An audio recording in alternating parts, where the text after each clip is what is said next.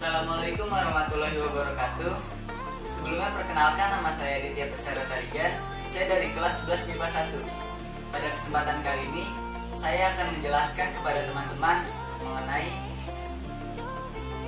sel hewan. Apa sih sel hewan itu? Mari simak penjelasan. Sel hewan adalah nama umum untuk sel eukariotik yang menyusun jaringan hewan. Sel hewan berbeda dari sel eukariotik lain, contohnya sel tumbuhan, karena mereka tidak memiliki dinding sel dan kloroplas. Biasanya, mereka memiliki vakuola yang lebih kecil, bahkan tidak ada. Organel sel hewan, ada apa aja sih? Berikut ini saya akan menjelaskan tentang organel-organel yang terdapat pada sel hewan. Organel sel yang pertama yaitu membran sel. Membran sel merupakan bagian paling luar yang membungkus sel yang tersusun atas lemak dan protein.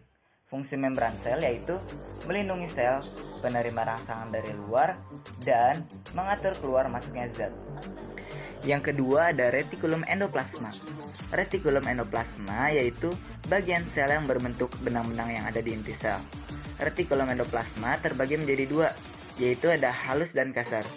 Retikulum endoplasma halus ialah tidak melekat dengan ribosom, sedangkan retikulum endoplasma kasar ialah melekat pada ribosom.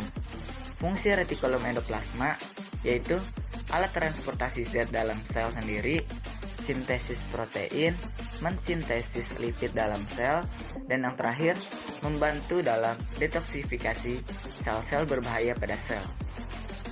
3. Sitoplasma. Sitoplasma yaitu cairan sel yang terdiri dari protein material dan air. Sitoplasma memiliki kolet kompleks, yakni tidak cair dan tidak padat, yang bisa berubah tergantung konsentrasi air. Jika konsentrasi air rendah, akan menjadi padat lembek atau umumnya disebut gel. Namun, jika konsentrasi air tinggi, akan menjadi encer yang disebut dengan sol. Fungsi sitoplasma yaitu sumber bahan kimia sel dan tempat berlangsungnya metabolisme sel. 4. Mitokondria. Mitokondria yaitu organel paling besar yang merupakan mesin dalam sel. Oksigen dan glukosa berkombinasi dalam membentuk energi ATP yang dibutuhkan untuk metabolisme dan aktivitas seluler dalam organel. Mitokondria dalam bentuk tunggulnya disebut dengan mitokondrion. Fungsi mitokondria yaitu menghasilkan energi dalam bentuk ATP dan respirasi seluler. Yang kelima ada lisosom. Lisosom adalah organel yang berupa kantong terikat di membran yang berisi kandungan enzim hidrolitik yang dipakai dalam mengontrol pencernaan intraseluler dalam keadaan apapun. Fungsi lisosom yaitu pemasukan makromolekul dari luar menuju ke dalam sel dengan mekanisme endositosis, mencerna materi dengan memakai fagositosis, mengontrol pencernaan intraseluler, dan penghancuran organel sel yang rusak atau autofagi. Yang keenam, ribosom. Ribosom yaitu organel sel yang padat dan kecil dengan diameter 20 nanometer yang terdiri atas 65% RNA ribosom dan 35% protein ribosom. Di dalam sel ribosom terikat pada retikulum endoplasma kasar atau membran inti sel. Fungsi ribosom yaitu tempat berlangsungnya sintesis protein. 7. Sentriol.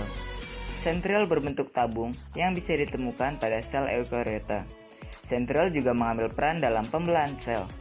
Sepasang sentriol yang membentuk struktur gabungan disebut dengan sentrosom. Fungsi sentriol yaitu proses pembelahan sel dalam membentuk benang spindle dan berperan membentuk silia dan flagella. Di 8 ada badan Golgi. Badan Golgi atau aparatus Golgi yaitu organel yang dikaitkan dengan fungsi ekskresi sel. Badan Golgi dapat ditemukan di semua sel eukariotik dan terdapat pada fungsi ekskresi. Fungsi badan Golgi yang pertama membentuk vesikula atau kantung untuk ekskresi, membentuk membran plasma, membentuk lisosom, dan memproses protein. 9. Nukleus. Nukleus yaitu inti dari sel yang mengatur dan mengendalikan aktivitas sel, baik itu metabolisme maupun kepembelahan sel. Fungsi nukleus yaitu tempat terjadinya replikasi, untuk menjaga integritas gen-gen, mengontrol aktivitas sel dengan mengelola ekspresi gen, mengendalikan proses metabolisme dalam sel, dan menyimpan informasi genetik. Yang ke-10 ada nukleolus. Nukleolus yaitu daerah yang terdapat di dalam inti sel nukleus yang bertanggung jawab pada pembentukan protein menggunakan RNA atau asam ribonukleat. Fungsi nukleolus yaitu bertanggung jawab dalam pembentukan protein. 11. Membran inti. Membran inti yaitu elemen struktural utama nukleus yang membungkus keseluruhan organel dan memisahkan antara sitoplasma dan daerah inti. Fungsi membran inti yaitu sebagai pelindung inti sel atau nukleus dan tempat pertukaran zat antara materi inti dan sitoplasma. Yang ke-13, kromatin.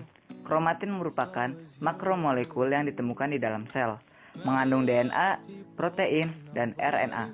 Fungsi kromatin yaitu untuk membungkus DNA menjadi lebih kecil sehingga dapat masuk ke dalam sel untuk mendorong makromolekul DNA untuk terjadinya mitosis, mencegah rusaknya DNA, dan untuk mengontrol ekspresi gen dan replikasi DNA. Yang ke-14, vakuola.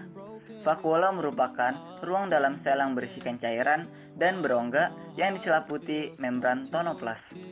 Vakuola berfungsi sebagai tempat penyimpanan cadangan makanan seperti amilum dan glukosa, serta tempat penyimpanan pigmen.